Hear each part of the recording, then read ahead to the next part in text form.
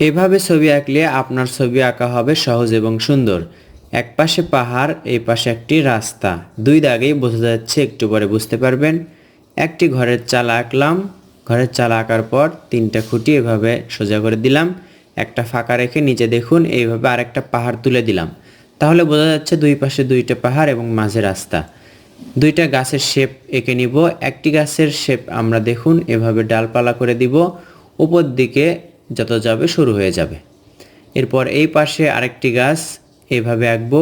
এভাবে শুধু পেন্সিল দিয়ে আমরা দৃশ্যটি আঁকবো, এতেই দেখতে অনেক সুন্দর লাগবে। ঘরে দরজা এবং জানালা আঁকলাম এবং ঘরের চালাতে এভাবে দাগ দিলাম।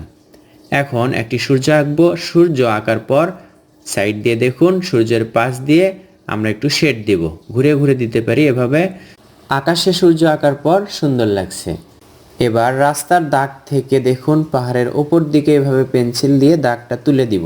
তাহলে দেখবেন পাহাড়টা উঁচু মনে হচ্ছে, রাস্তাটা নিচু মনে হচ্ছে। এভাবে দাগ থেকে হালকা করে দাগ তুলে দিলেই হয়ে যাবে সুন্দর একটি দৃশ্য। এই দৃশ্যটি সহজে আঁকলাম, পাহাড়, ঘরবাড়ি, গাছপালা এবং রাস্তার দৃশ্য।